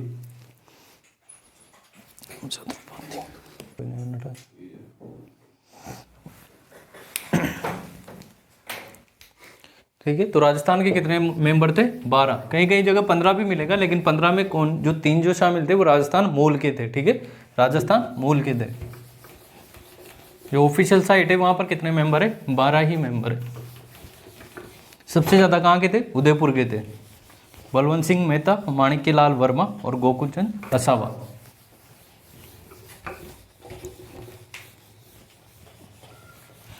हमने देख लिए थे कि चुनाव हो गए थे कैबिनेट मिशन के तहत। कैबिनेट मिशन के तहत संविधान सभा के चुनाव हो गए जुलाई अगस्त में, ठीक है। अब संविधान सभा की मीटिंग होगी, ठीक है। संविधान सभा की मीटिंग, तो जो संविधान सभा की पहली मीटिंग थी या पहली बैठक थी वो कब हुई? 9 दिसंबर 1946, ठीक है। याद रखनी है डेट भी। जो पहली बैठक हुई वो कब हुई? 9 दिसंबर 1946 को पहली बैठक हुई दिल्ली में। कहाँ पर हुई? दिल्ली में पहली बैठक होती है। स्थान इतना इंपॉर्टेंट नहीं है, लेकिन कहाँ कब होती है? 9 दिसंबर 1946। और इसके अध्यक्ष, ठीक है। अब बैठक होगी तो कोई ना कोई अध्यक्षता तो करेगा, अभी तक कोई अध्यक्ष चुना नहीं गया, ठीक है। तो एक फ्रांसीसी परंपरा है, क्या है, एक फ्रेंच परंपरा है कि जो भी सबसे बुजुर्ग मेंबर होगा उसको क्या बना दिया जाता है, अध्यक्ष बना दिया जाता है। तो जो संविधान सभा आई तो इसमें देखा गया कि जो सबसे बुजुर्ग मेंबर थे वो एक व्यक्ति थे, सच्चिदानंद सिन्हा, सच्चिदानंद सिन्हा। इनको क्या बना दिया गया, अध्यक्ष, ठीक है, अध्यक्ष, क्योंकि सबसे बुजुर्ग व्यक्ति कौन थे, सच्चिदानंद सिन्हा ही थे, ठीक है। तो सबसे पहले तो पहली बैठक कब हुई, तो 9 दिसंबर 1946 में, और इसके अध्यक्ष कौन बने, सच्चिदानंद सिन्हा। ये इलेक्टेड नहीं है, ठीक है, निर्वाचित नहीं है, इनको ऐसे परंपरा रूप में बना लिया गया, ठीक है, कि भाई आप अध्यक्षता करो। इसके बाद दूसरी बैठक होती 11 दिसंबर 1946, ठीक है, कब होती है, 11 दिसंबर 1946 को। अब चुन लिया जाएगा अध्यक्ष और उपाध्यक्ष को। तो जो अध्यक्ष चुना गया वो किनको चुना गया, राजेंद्र प्रसाद को। ये क्वेश्चन बड़ा कंफ्यूज करता है कि संविधान सभा के अध्यक्ष कौन थे, ठीक है, संविधान सभा के अध्यक्ष कौन थे। तो हम क्या ज़्यादातर जो करके आते हैं वो किसको करके आ जाते हैं, अंबेडकर भी ऑप्शन में मिलेगा, ठीक है, तो अंबेडकर को करके आते हैं, जबकि अंबेडकर संविधान सभा के अध्यक्ष नहीं थे। अंबेडकर साहब जो संविधान सभा की एक समिति थी जिसको कहते हैं प्रारूप समिति, ठीक है, जिन्होंने पूरा संविधान का खाका तैयार किया गया, वो उसके अध्यक्ष थे, ठीक है। तो संविधान सभा की प्रारूप समिति के अध्यक्ष थे। पूरी संविधान सभा के अध्यक्ष कौन थे, राजेंद्र प्रसाद थे, ठीक है। उपाध्यक्ष एस.सी. मुखर्जी, एस.सी. मुखर्जी साहब क्या थे, उपाध्यक्ष, ठीक है। पहला अध्यक्ष पूछ ले तो सच्चिदानंद सिन्हा, पहला निर्वाचित अध्यक्ष पूछ ले तो राजेंद्र प्रसाद, ठीक है। अब इसमें एक और बात ध्यान रखनी है, संवैधानिक सलाहकार की, संवैधानिक सलाहकार, कॉन्स्टिट्यूशनल एडवाइजर, यहां से भी प्रश्न पूछा जा सकता है। संवैधानिक सलाहकार, कॉन्स्टिट्यूशनल एडवाइजर, उनका नाम था B.N. राव। क्या नाम था, B.N. राव, याद रखना है, ठीक है। जो भारत के संविधान का पहला खाका किसने तैयार किया था, B.N. राव साहब ने तैयार किया था, ठीक है। भारतीय संविधान का जो खाका है सबसे पहले किसने तैयार किया गया था, यहाँ लिख लेना, संविधान का पहला ढांचा, फर्स्ट ड्राफ्ट, क्या कहेंगे उसको, ड्राफ्ट कहेंगे, ठीक है। संविधान का पहला ड्राफ्ट B.N. राव साहब जो थे ये ICJ, international court of justice, जो कि UN की एक जुडिशियल यूनिट है, ठीक है, संयुक्त राष्ट्र की एक जुडिशियल यूनिट है, उसके पहले जज थे भारत की तरफ से, ठीक है। पहले जज कौन थे, B.N. राव साहब थे। तो संविधान सभा का पहला ड्राफ्ट किसने तैयार किया, B.N. राव साहब ने। संवैधानिक सलाहकार थे B.N. राव साहब। इसके बाद अगली बैठक होती है 13 दिसंबर 1946, याद आई ये डेट, 13 दिसंबर 1946। इस दिन नेहरू ने क्या लेके आए, उद्देश्य प्रस्ताव, कि हमारे संविधान का क्या उद्देश्य होना चाहिए, क्या क्या उसमें मेन बातें होनी चाहिए, ये नेहरू जी इस प्रस्ताव में लेकर आए, जिसको कहते हैं उद्देश्य प्रस्ताव, ठीक है। क्या कहते हैं, उद्देश्य प्रस्ताव कहते हैं, ऑब्जेक्टिव रिजोल्यूशन। और इसी को आधार मानकर हमने क्या बनाई, प्रस्तावना। तो प्रस्तावना का जो मेन आइडिया है वो कहाँ से आए, उद्देश्य प्रस्ताव से। अब उद्देश्य प्रस्ताव लेकर तो कब आ गए, 13 दिसंबर 1946, लेकिन इसको स्वीकार कब किया गया, ये डेट भी याद रखनी है, 22 जनवरी 1947 को, ठीक है। कब स्वीकार किया गया, 22 जनवरी 1947 को। अब जो ये फर्स्ट बैठक हुई संविधान सभा की, ठीक है, तो इसमें चूंकि कांग्रेस की सीटें, लीग की सीटें कम आई, मुस्लिम लीग की सीटें कम आई, इसलिए उन्होंने क्या कर दिया, इसका बहिष्कार, ठीक है। मुस्लिम लीग क्या कर देती है, इसका बहिष्कार, लीग शामिल नहीं होती है। इसके अलावा राजा भी अभी उबेड़ बुन में है कि भारत में शामिल हो कि नहीं हो, ठीक है, ठीक है, भारत में शामिल हो कि नहीं हो, इसलिए रियासत भी इसमें बाहर रहती है। इसलिए ऐसा मानते हैं ये अलग अलग जगह अलग अलग, कोई जगह 207 लिखा हुआ है कि पहली सभा में कितने मेंबर थे, 207, कुछ जगह 208, कुछ जगह 211, ठीक है। तो जो सबसे मान्य है वो 208 है, बाकी ऑप्शन के अकॉर्डिंग चलना है, ठीक है। और इसमें जो बैठक में 9 महिलाएं शामिल थी, जो 9 महिलाएं उपस्थित होती है पहली बैठक में। अब चूंकि लीग के द्वारा इसका बहिष्कार कर दिया गया, इसलिए ब्रिटिश एक प्रधानमंत्री थे जिनका नाम था चर्चिल। क्या नाम था, चर्चिल। वो कहते हैं इस बैठक के बारे में कि ये एक ऐसा विवाह है, बेटक के बारे में क्या कहते हैं, ये एक ऐसा विवाह है जिसकी दुल्हन ही गायब है। लीक को क्या कहते हैं, दुल्हन, ठीक है। यह एक ऐसा विवाह है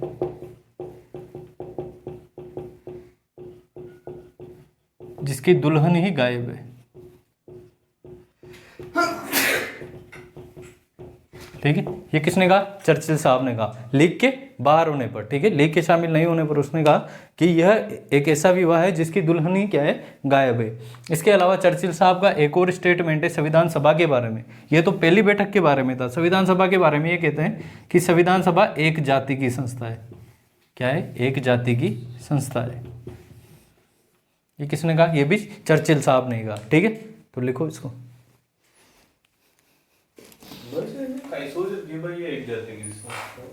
एक जाति की मतलब इनमें ज़्यादातर जो लोग चा ना, ये एक तो अच्छा मतलब ये ब्राह्मण ये ऐसा का चा, या फिर वन जैसे ज़्यादातर इनमें जो ना वकील लोग चा, मैक्सिमम लोग कौन चा, वकील चा।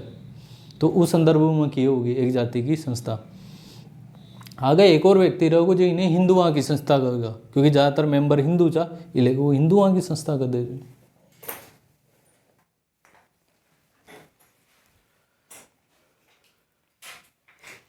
ठीक है। तो जो पहली मीटिंग हुई इसके अध्यक्ष कौन बने, सच्चिदानंद सिन्हा, क्योंकि सबसे बुजुर्ग व्यक्ति थे, ठीक है। पहली बैठक में लीग शामिल नहीं हुई, रियासतें शामिल नहीं हुई, इसीलिए लीग के शामिल नहीं होने पर चर्चिल क्या कहते हैं कि ये एक ऐसा विवाह है जिसकी दुल्हन ही गायब है, ठीक है। जो निर्वाचित अध्यक्ष है संविधान सभा के वो कौन बने, राजेंद्र प्रसाद बने। संवैधानिक सलाहकार कौन बने, BN राव साहब बने। और जो उद्देश्य प्रस्ताव है वो कब पेश किया गया, 13 दिसंबर 1946 को, और जिसे एक्सेप्ट कब किया गया, 22 जनवरी 1947 को। और जो उद्देश्य प्रस्ताव है यही किसका आधार बना, प्रस्तावना का, ठीक है। प्रस्तावना का आधार कौन बना, उद्देश्य प्रस्ताव बना। अब हमने कहा कि BN राव साहब ने जो संविधान का पहला ड्राफ्ट तैयार किया वो किसने किया, BN राव साहब ने, क्योंकि बहुत पढ़े लिखे व्यक्ति थे इसलिए पहला ड्राफ्ट किसने तैयार किया, BN राव साहब ने। अब वो उनके द्वारा जो ड्राफ्ट तैयार किया गया उसको रिव्यू किया जाएगा कि भाई ये इनके द्वारा बनाया गया है ये सही है या नहीं। तो उसको रिव्यू करने के लिए एक कमेटी बनाई गई जिसका नाम है प्रारूप समिति। क्या नाम है, प्रारूप समिति, ड्राफ्ट कमेटी, ड्राफ्टिंग कमेटी,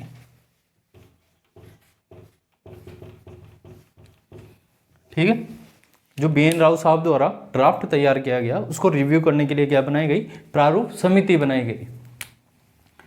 ये बनाई गई 29 अगस्त 1947 को, और इसने अपनी रिपोर्ट कब दी, इसने अपनी रिपोर्ट दी 26 अक्टूबर 1948 को, ठीक है। बनाई कब गई है, 19 अगस्त 1947 को, और इसने अपनी रिपोर्ट दी 26 अक्टूबर 1948 को, ठीक है। इसके जो अध्यक्ष हैं वो कौन बने, डॉक्टर BR अम्बेडकर। इसके सातों मेंबर के नाम याद होने चाहिए, ठीक है। अध्यक्ष कौन है, BR अम्बेडकर। तो अम्बेडकर साहब प्रारूप समिति के अध्यक्ष थे। संविधान सभा की प्रारूप समिति के अध्यक्ष कौन थे, अम्बेडकर साहब। और संविधान सभा के अध्यक्ष कौन थे, राजेंद्र प्रसाद, पहले निर्वाचित, ठीक है। और पहले अध्यक्ष कौन थे, सच्चिदानंद सिन्हा, ठीक है। तो BR अम्बेडकर साहब इसके क्या बने, अध्यक्ष बने। इसके अलावा इसमें टोटल मेंबर कितने थे, 7 मेंबर थे। तो एक थे गोपाल स्वामी अयंगर,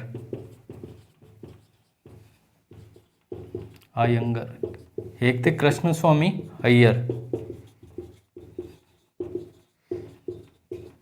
एक थे KM मुंशी, एक थे मोहम्मद सादुल्ला। ये लीग के सदस्य थे, किसके थे, मुस्लिम लीग के।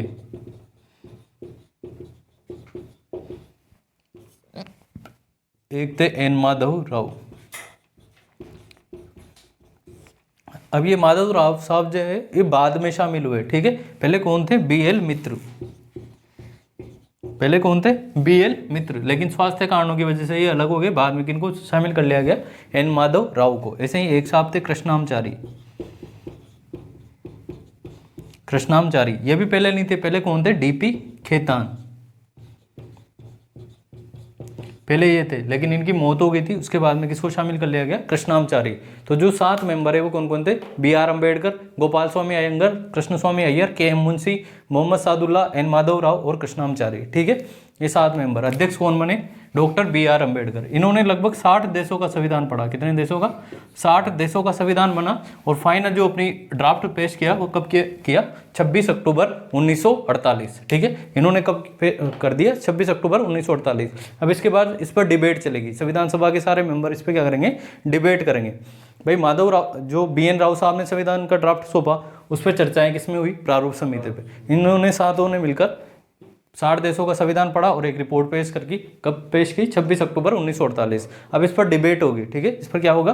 वाद विवाद होगा और उसके बाद में फाइनल सबमिशन कब होता है? 26 नवंबर 1949 को। ठीक है, तो ये लिखो। अब इसकी संविधान सभा की अलग अलग समितियां हैं, तो उनके अध्यक्ष देखेंगे, वहां से भी क्वेश्चन आ जाता है। ठीक है, लिखो इसको।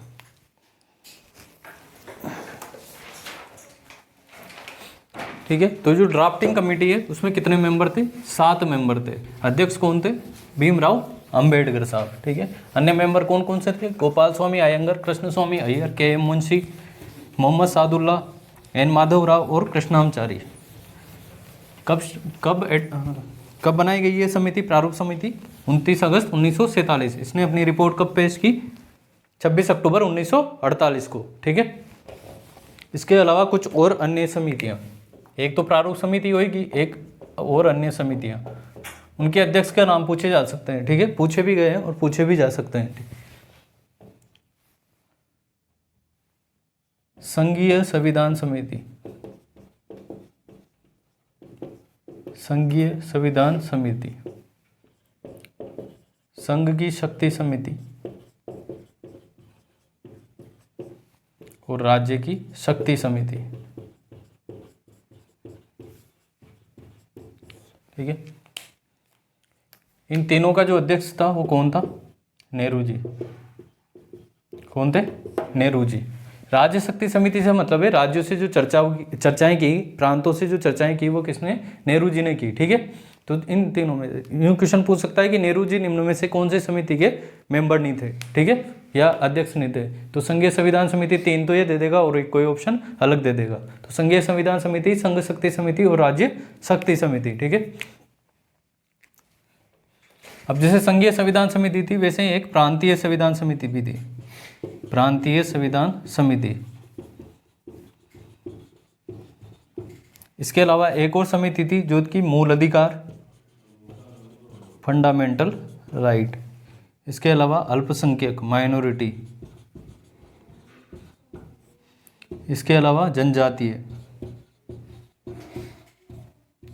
इन मुद्दों पर भी एक समिति थी। ठीक है, एक तो प्रांतीय संविधान समिति, संघीय संविधान समिति के तो नेहरू जी, प्रांतीय संविधान समिति, और एक समिति थी जो कि मूल अधिकारों पर थी, अल्पसंख्यक पर थी और जनजातीय मुद्दों पर थी। इनके जो अध्यक्ष थे वो कौन थे? पटेल साहब, वल्लभ भाई पटेल।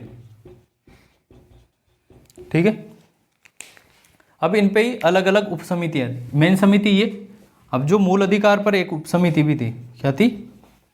उप समिति। ऐसे ही अल्पसंख्यक पर भी क्या थी? एक उप समिति। ठीक है, मेन समिति तो ये, अब इसमें अलग उप समिति बनी हुई थी। तो मूल अधिकार पर तो थे JB कृपलानी। इसके अध्यक्ष कौन थे उप समिति के? मूल अधिकार पर JB कृपलानी, और इसके थे SC मुखर्जी।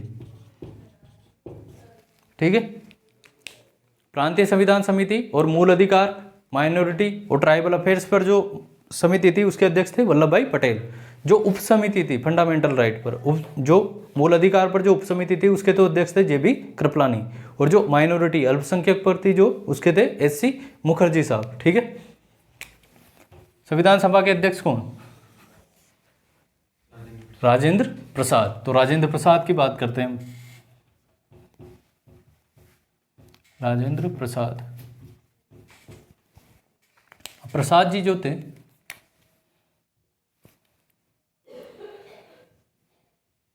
ये एक तो राष्ट्रीय ध्वज पर तदर्थ समिति। तदर्थ का मतलब है एडोब, यानी कि टेम्पररी। जैसे आपको कोई मुद्दे पर बातचीत करनी है तो आप एक टेम्पररी, एक तो परमानेंट चीज रहती है, एक टेम्पररी। वो मुद्दा समाप्त हुआ, समिति समाप्त, एक परमानेंट रहती है। ठीक है, तो जो तदर्थ समिति थी, राष्ट्रीय ध्वज पर जो तदर्थ समिति थी, उसके अध्यक्ष भी कौन थे? राजेंद्र प्रसाद थे। एक नियम संचालन समिति, नियम संचालन समिति, इसके अध्यक्ष भी कौन थे? राजेंद्र प्रसाद थे। ठीक है, एक और ध्यान रखना, business advisory committee, business advisory committee, इसको कहते हैं कार्य संचालन समिति, कार्य संचालन समिति, इसके थे KM मुंशी। ठीक है, इसके कौन थे? KM मुंशी साहब थे। ठीक है, तो ये कुछ समितियां थी, इनके अध्यक्षों के नाम आपको ध्यान रखने हैं। ठीक है, काम के प्रारूप समिति के अध्यक्ष कौन थे? भीमराव अंबेडकर, और उनके सारों के नाम भी ध्यान रखने हैं, कौन कौन 7 मेंबर थे। ठीक है, पूछ सकता है कि निम्न में से प्रारूप समिति का सदस्य कौन नहीं था। ठीक है, तो 3 नाम वहां से दे देगा, एक नाम कोई अलग दे देगा। ठीक है, तो लिखो इसको।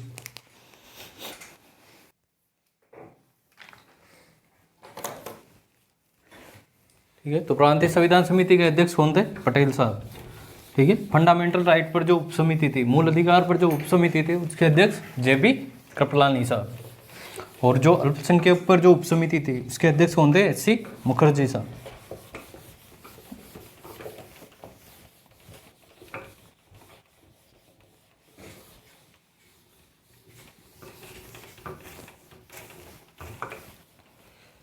ठीक है, अब देखो झंडे पर बातचीत चली कि भाई झंडा कैसा होना चाहिए। तो फाइनली जब झंडे को जो स्वीकार किया गया कि भारत का ये झंडा होगा, ये कब स्वीकार किया गया? 22 जुलाई 1947। डेट याद रखनी है। ठीक है, इस दिन राष्ट्रीय ध्वज को क्या मिली? मान्यता। राष्ट्रीय ध्वज को क्या मिली? मान्यता।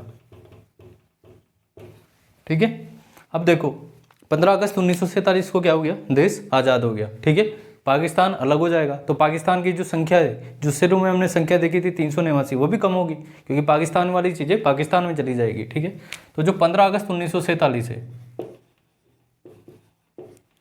इसको संविधान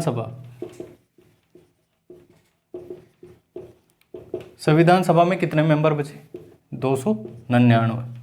ठीक है, कितने मेंबर बचे? 299। पहले कितने थे? 389। ठीक है, अब कितने बचे? 299। इसमें से 229 तो थे ब्रिटिश भारत के, और 70 थे रियासतों के। ठीक है, क्लियर है? 70 तो रियासतों के और 229 ब्रिटिश भारत के, टोटल मेंबर थे 299। ठीक है, अब देश आज़ाद हो गया। ठीक है, अब देश को चलाने के लिए संसद या कुछ ऐसी व्यवस्था चाहिए। अभी तक ऐसी व्यवस्था थी नहीं, केवल हमारे पास क्या है? संविधान सभा है। केंद्र स्तर पर क्या है? संविधान सभा है। तो जो संविधान सभा है वही क्या करेगी? संसद का भी काम करेगी। जो पहले इलेक्शन हुए, पहले इलेक्शन होते हैं 1952 से। पहले इलेक्शन कब होते हैं? 1952 में। तो जो 1947, 15 अगस्त 1947 से लेकर जब तक कि हमारा पहले इलेक्शन नहीं हो जाते, तब तक संविधान सभा ही किसका तरह कार्य करेगी? संसद की तरह कार्य करेगी। ठीक है, तो संविधान सभा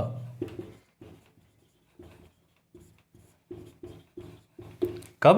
15 अगस्त 1947 के बाद। ठीक है, देश आज़ाद होने के बाद 2 काम रहेंगे संविधान सभा के। एक तो ये संविधान सभा की तरह कार्य करेगी, यानी कि इसका काम क्या है? संविधान का निर्माण करना। ठीक है, एक तो क्या काम है इसका? संविधान का निर्माण करना, संविधान का निर्माण। संविधान सभा की ही तरह कार्य करेगी ये जो संविधान सभा है। ठीक है, और एक किसकी तरह कार्य करेगी? लेजिस्लेचर की तरह। लेजिस्लेचर, इसको कहते हैं विधानमंडल, यानी कि संसद मान सकते हो आप। ठीक है, एक तो काम करेगी ये संविधान के निर्माण का, और दूसरा काम करेगी ये विधानमंडल का, यानी कि कानून बनाने का। यहाँ तो इसका काम क्या है? संविधान बनाने का। यहाँ क्या काम है? कानून बनाने का भी काम है, जो संसद की तरफ व्यवहार भी करेगी संविधान सभा देश आज़ाद होने के बाद में। ठीक है, तो जब ये संविधान सभा की तरह काम करेगी, तब इसके अध्यक्ष कौन होंगे? राजेंद्र प्रसाद। ठीक है, जब ये संविधान सभा की तरह कार्य करेगी तो इसके अध्यक्ष रहेंगे राजेंद्र प्रसाद। मीटिंग बैठेगी संविधान सभा की, उसमें बताया जाएगा कि भाई हाँ अब अभी हम संविधान सभा की तरह कार्य करेंगे। तो जो मेन कुर्सी पर कौन बैठ जाएंगे? राजेंद्र प्रसाद। जैसे वो कहेंगे कि भाई हम संसद की तरह कार्य कर रहे हैं, तो जो ऐसी में जो कुर्सी पर बैठेंगे वो एक व्यक्ति थे, GV मावलंकर साहब। GV मावलंकर साहब। ठीक है, GV मावलंकर साहब। इसको आप लोकसभा की तरह देख सकते हो। अभी लोकसभा की कुर्सी पर कौन है? ओम बिरला। ठीक है। तो इनको पहला अध्यक्ष भी कहते हैं, जीवी मावलंकर साहब को क्या कहते हैं, लोकसभा का पहला अध्यक्ष कौन थे, जीवी मावलंकर साहब, ठीक है। जब ये संविधान सभा की तरह कार्य करेगी तो राजेंद्र प्रसाद कुर्सी पर बैठेंगे, और जब ये संसद की तरह कार्य करेगी तो जीवी मावलंकर साहब कुर्सी पर बैठेंगे, ठीक है। जिसकी जो लास्ट मीटिंग है, संविधान सभा की जो लास्ट मीटिंग है, ये होती है 24 जनवरी 1950 को, ठीक है। लास्ट मीटिंग कब होती है, 24 जनवरी 1950 को। इस दिन राष्ट्रीय ध्वज, राष्ट्रीय गान कौन सा होगा और राष्ट्रीय गीत कौन सा होगा, इसको मान्यता मिली, ठीक है। ये डेटें याद रखनी है कि राष्ट्रीय गान को कब मान्यता मिली और राष्ट्रीय गीत को कब मान्यता मिली।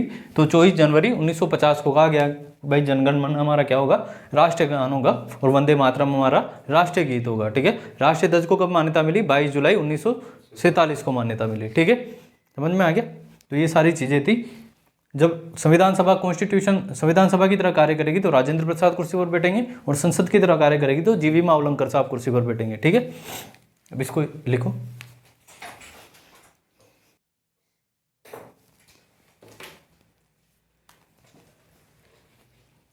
ठीक है। 15 अगस्त के बाद संविधान सभा ने दो काम किए, एक तो संसद की तरह काम किया, एक संविधान सभा की तरह कार्य किया।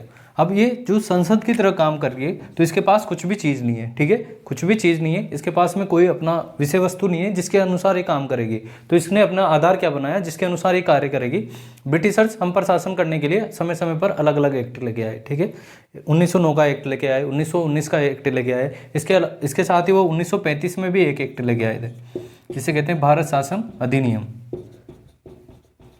हमारे संविधान का लगभग 2/3 भाग जो है वो इसी से लिया गया है, भारत शासन अधिनियम के, क्योंकि हमने इसका क्या है, हमें एक्सपीरियंस था, ठीक है। क्योंकि हमारे ही मंत्रिमंडल में क्या थे, भारतीय नेता थे, उन्होंने इसी के अकॉर्डिंग रूल किया था। तो इसका क्या था, हमें एक्सपीरियंस था, इसलिए हमारे संविधान में ज़्यादातर विषय वस्तु कहाँ की है, भारत शासन अधिनियम की। तो जब ये संसद की तरह काम करेगी संविधान सभा है, तो ये किसके अनुसार कार्य करेगी, भारत शासन अधिनियम 1935, ये याद रखना, ठीक है, इंपॉर्टेंट है कि जब इसने लेजिस्लेचर की तरह काम किया तो इसका जो बेस था, इसका आधार क्या था, इसके पास मार्गदर्शक की भूमिका किसने निभाई, भारत शासन अधिनियम 1935 ने, ठीक है। तो आज़ादी के बाद कितने संविधान सभा में कितनी सीटें बची, 299। इसमें से 229 तो ब्रिटिश भारत की थी और 70 रियासतों की थी। दो काम किए संविधान सभा ने आज़ाद होने के बाद, एक तो संविधान निर्माण का काम किया और दूसरा संसद की तरह काम किया। जब ये संविधान सभा की तरह कार्य करती थी तब इसके अध्यक्ष राजेंद्र प्रसाद, और जब ये संसद की तरह काम करती थी तब इसके अध्यक्ष जीवी मावलंकर साहब थे, ठीक है।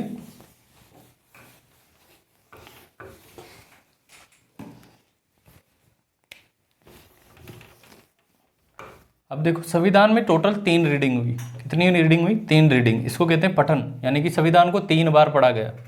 टोटल कितनी बार पढ़ा गया, 3 बार पढ़ा गया, प्लस इसके 12 सेशन हुए। कितने सेशन हुए, 12 सेशन, ठीक है। ये जो लास्ट वाला सेशन है ये था 24 जनवरी 1950 को, ठीक है। बहुत सी बारी कई जगह 11 भी लिखा हुआ मिलता है, इसको शामिल नहीं करते, ठीक है, इसलिए 11 + 1 लिखा, ऑप्शन के अकॉर्डिंग चलना है। 3 रीडिंग। हमने कहा था कि ड्राफ्ट कमेटी ने अपना ड्राफ्ट कब सौंपा, 26 अक्टूबर 1948 को, ठीक है। अब इसके बाद जो ये ड्राफ्ट सौंपा, इसके बाद इस पर क्या होगी, डिबेट स्टार्ट होगी। तो वही डिबेट क्या है, रीडिंग है, ठीक है, वही डिबेट क्या है, रीडिंग है। तो ये रीडिंग 3 बार ऐसा चीज़ हुई। ये कब कब हुई, एक तो हुई 4 नवंबर 1948 से लेकर 9 नवंबर 1948 तक, ठीक है। ये हुई पहली रीडिंग। दूसरी रीडिंग हुई 15 नवंबर 1948 से लेकर 17 अक्टूबर 1949 तक, ठीक है। ये दूसरी रीडिंग हुई। इस पीरियड में जो तीसरी रीडिंग हुई वो हुई 14 नवंबर 1949 से लेकर 26 नवंबर 1949 को, और इस दिन सब सहमत हो गए, ठीक है। इसी दिन क्या हो गए, सब सहमत हो गए, और इसी दिन हमने वो जो ड्राफ्ट था उसको क्या कर लिया, स्वीकार कर लिया। इसी दिन हमने क्या कर लिया, स्वीकार। इसीलिए इस दिन को किस रूप में मनाया जाता है, विधि दिवस या संविधान दिवस। पहले विधि दिवस के रूप में मनाया जाता है, लेकिन आजकल संविधान दिवस के रूप में मनाया जाता है 26 नवंबर 1949 को, ठीक है। सेशन कितने हुए 12 और रीडिंग हुई 3। कब कब हुई ये 3 रीडिंग, ये एक बार ओवरव्यू ले लेना, ठीक है, तो उससे एक टाइमलाइन का अंदाजा हो जाएगा। तो स्वीकार किया गया 26 नवंबर 1949 को। एक आर्टिकल है आर्टिकल 394, एक अनुच्छेद कौन सा है 394। ये बातें कहाँ पर लिखी हुई है कि भाई ये संविधान इस दिन स्वीकारा और इस दिन इसके लागू होगा, ठीक है। तो ये आर्टिकल 394 में लिखा हुआ है कि इस संविधान के जो 16 अनुच्छेद है, कितने अनुच्छेद 16 अनुच्छेद, वो तो कब लागू होंगे 26 नवंबर 1949 को। संविधान को स्वीकार तो हमने कर लिया लेकिन अभी लागू नहीं किया पूरा, केवल 16 ही अनुच्छेद इस दिन लागू किए। बाकी के जो भी अनुच्छेद थे वो किस दिन लागू हुए 26 जनवरी 1950 को, ठीक है। तो संविधान कब लागू होगा 26 जनवरी 1950 को, ये कहाँ पर लिखा हुआ है आर्टिकल 394 में, ठीक है। और 16 अनुच्छेद 26 नवंबर 1949 को लागू हो गए, ये भी इसी में लिखा हुआ है 394 में। पूछ सकता है वो कहीं पर, ये 15 अनुच्छेद भी लिखा हुआ है। 15 अनुच्छेद ये इसलिए लिखा हुआ है क्योंकि 15 तो अनुच्छेद थे प्लस एक 394 को भी लागू करना पड़ेगा ना, तो इसलिए टोटल कितने अनुच्छेद हो जाते हैं 16 अनुच्छेद हो जाते हैं, ठीक है। तो स्वीकार तो इस दिन किया गया और लागू इस दिन हुआ संविधान, ठीक है। केवल 16 अनुच्छेद लागू हुए 395 से, बाकी के जो भी अनुच्छेद बचे वो कब लागू हुए 26 जनवरी 1950। क्यों लागू किए गए 26 जनवरी 1950 को, तैयार था सब कुछ था, लेकिन 26 जनवरी को क्यों लागू किया बताया था, क्योंकि पहला स्वतंत्रता संग्राम हमने किस दिन मनाया था 26 जनवरी 1950 को, रावी नदी के तट पर लाहौर अधिवेशन के बाद में, इसीलिए 26 जनवरी की डेट। पहले इसी दिन हम क्या मनाते हैं, हमारे इंडिपेंडेंस डे मनाते हैं, ठीक है 26 जनवरी को। लेकिन हमारा देश 15 अगस्त को ही आज़ाद हो गया, इसलिए हमने 15 अगस्त को ही क्या मनाना शुरू कर दिया, इंडिपेंडेंस डे मनाना शुरू कर दिया। तो 26 जनवरी को हमने गणतंत्र दिवस के रूप में रिजर्व कर दिया, ठीक है। अब जब ये 26 नवंबर 1949 को तो क्या कर लिया गया स्वीकार, जब ये स्वीकार कर लिया गया तो इस पर 284 व्यक्तियों के साइन हुए। कितने लोगों के साइन हुए 284 व्यक्तियों के साइन हुए, ठीक है। वैसे आता नहीं है इनसे कुछ भी, पर एक पूछ ले, छोटे मोटे एग्जाम में पूछ सकता है, इसलिए 284 व्यक्तियों ने इस पर क्या कर लिए साइन कर लिए, ठीक है। अब आपको ये ध्यान रखना है कि इस समय कितने अनुच्छेद थे। जब हमारा संविधान 26 जनवरी 1950 को लागू हुए तो हमारे पास कितने अनुच्छेद थे, तो अनुच्छेद थे हमारे पास 395। टोटल अनुच्छेदों की संख्या कितनी थी 395। ये बढ़ गए अब, ठीक है, ये बढ़ जाते हैं टाइम टू टाइम, जब भी संशोधन होता है अनुच्छेद जोड़ दिया जाता है या हटा दिया जाता है। जैसे आर्टिकल 370 हटाया, ठीक है, एक और अनुच्छेद है जम्मू कश्मीर से रिलेटेड 35 है, ये हटा दिया गया, ठीक है, कुछ और अनुच्छेद जोड़ दिए गए। तो इस प्रकार से प्रक्रिया चलती रहती है। भाग, टोटल कितने भाग है 22 भाग है, ठीक है, कितने भाग है 22 भाग है। बाद में एक और भाग जोड़ा गया मूल कर्तव्यों से रिलेटेड, ठीक है, वो पढ़ेंगे हम। तो 22 भाग है। और अनुसूचियाँ, कितनी अनुसूचियाँ थी इस समय, तो 8 अनुसूचियाँ थी। कितनी अनुसूचियाँ थी ओरिजिनल संविधान में 8 अनुसूचियाँ थी, 22 भाग थे, 395 अनुच्छेद थे। अभी ये अनुसूचियाँ कितनी होगी 12 अनुसूचियाँ होगी। कितनी अनुसूचियाँ होगी 12 अनुसूचियाँ होगी, ठीक है। तो ये थी हमारा संविधान सभा। इसके बारे में अभी संविधान सभा के बारे में कुछ लोगों ने अलग अलग स्टेटमेंट दिए, वो देखते हैं, उसके बाद हमारा आज का टॉपिक खत्म करते हैं, ठीक है। लिखो,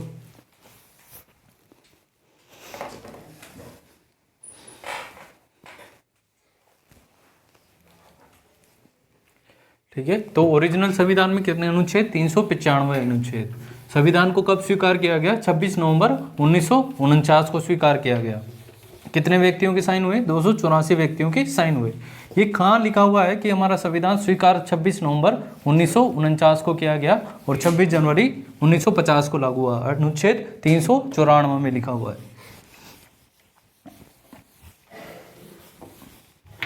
अब देखो संविधान सभा के बारे में अलग अलग लोगों के अलग अलग स्टेटमेंट। चर्चिल का स्टेटमेंट हमने देख लिया था। संविधान सभा की जब पहली बैठक हुई थी तो लीग के बहिष्कार किए जाने के कारण चर्चिल साहब ने कहा था कि यह एक ऐसा विवाह है जिसकी दुल्हन ही गायब है, ठीक है। तो ये पहली सभा के बारे में कहा था। इसके अलावा उन्होंने संविधान सभा को क्या कहा कि यह एक जाति की संस्था है। क्या कहा, एक जाति की संस्था है। उसके बाद आता है साइमन कमीशन का नाम सबने सुना होगा।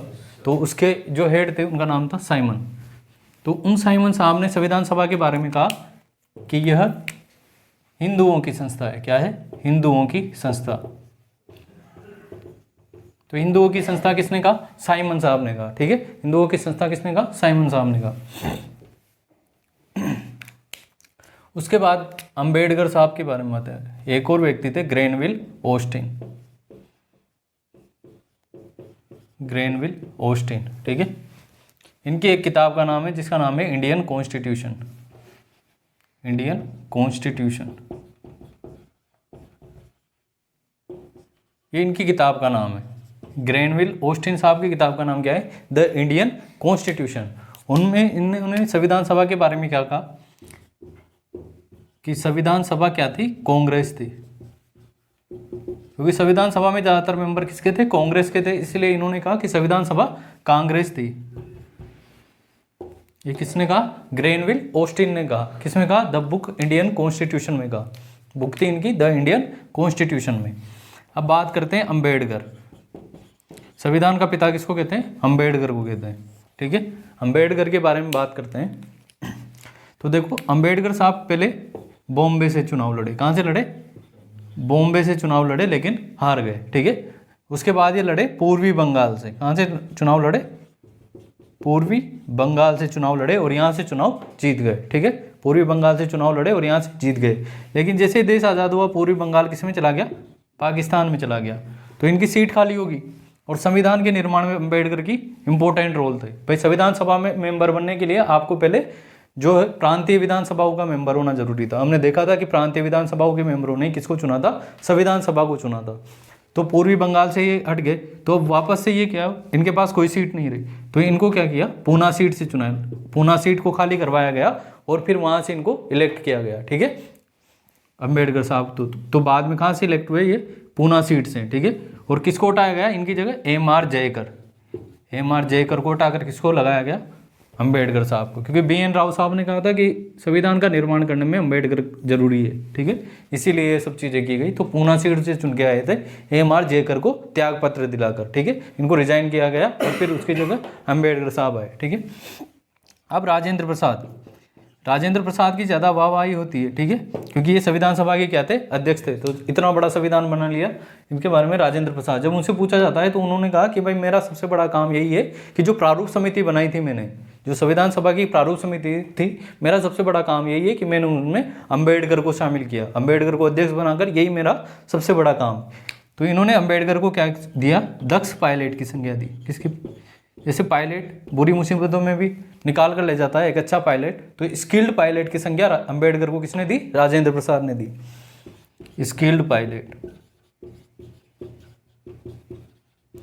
संविधान सभा का दक्ष पायलट, संविधान सभा का दक्ष पायलट। ठीक है, एक और थे के.वी. राव। ठीक है, एक और व्यक्ति थे के.वी. राव। इन्होंने अंबेडकर के बारे में क्या कहा? इन्होंने अंबेडकर के बारे में कहा कि जो है अंबेडकर साहब संविधान के, भारतीय संविधान के जनक भी है और जननी भी है, यानी कि फादर भी है और मदर भी है। ये किसने कहा? के.वी. राव साहब ने कहा अंबेडकर के बारे में। ठीक है, अंबेडकर भारतीय संविधान के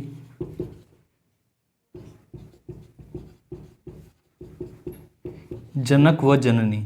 ठीक है, फादर व मदर, जनक व जननी दोनों है, यानी कि माता भी है और पिता भी है। ये किसने कहा? के.वी. राव ने कहा। किसके बारे में कहा? अंबेडकर, डॉक्टर भीमराव अंबेडकर के बारे में कहा। ठीक है, तो ये हमारी संविधान सभा पूरी होती है। यहाँ पर एक और बात याद रखना कि जो हमारा मूल संविधान है, जो हमारा मूल संविधान है, ये प्रिंटेड नहीं है। ठीक है, क्या नहीं है? ये प्रिंटेड नहीं है, हाथ से लिखा गया है। जो हमारा ओरिजिनल संविधान है, जो मूल संविधान है, वो किससे लिखा गया है? हाथ से लिखा गया है। कोई प्रिंटेड संविधान नहीं है। ठीक है, प्रिंट नहीं निकाला गया है, हाथ हस्तलिखित है। कैसा है? हस्तलिखित है। और किसने लिखा है? ये चीज़ इंपॉर्टेंट है। ठीक है, किसने लिखा है? ये ओरिजिनली जो हाथ से लिखा, एक व्यक्ति थे प्रेम बिहारी नारायण, प्रेम बिहारी नारायण रायजादा, ये इनका नाम है। ठीक है, याद रखना है। ठीक है, तो मूल संविधान कैसा है? हस्तलिखित है, प्रिंटेड संविधान नहीं है। किसके द्वारा लिखा गया? प्रेम बिहारी नारायण रायजादा के द्वारा। और जैसे ये संविधान है, ठीक है, ये संविधान है, तो इसके आसपास में चित्रकारी, पेंटिंग भी पेंटिंग भी की हुई है। तो ये पेंटिंग किसके द्वारा की गई है? नंदलाल बोस के द्वारा की गई है। ठीक है, ये दोनों चीजें ध्यान रखना, इंपॉर्टेंट है। ये प्रेम बिहारी नारायण रायजादा पूछ सकता है कहीं क्वेश्चन। तो जो मूल संविधान है कैसा है? हस्तलिखित है। किसके द्वारा लिखा गया? प्रेम बिहारी नारायण रायजादा के द्वारा लिखा गया है। ठीक है, और नंदलाल बोस के द्वारा इस पर पेंटिंग की गई है। तो ये हमारा संविधान का जो दूसरा चैप्टर है वो खत्म हो गया, संविधान सभा। इसके पहले हमने प्रस्तावना पढ़ ली। ठीक है, आगे वाला लेक्चर हम कल कंटिन्यू करेंगे। धन्यवाद।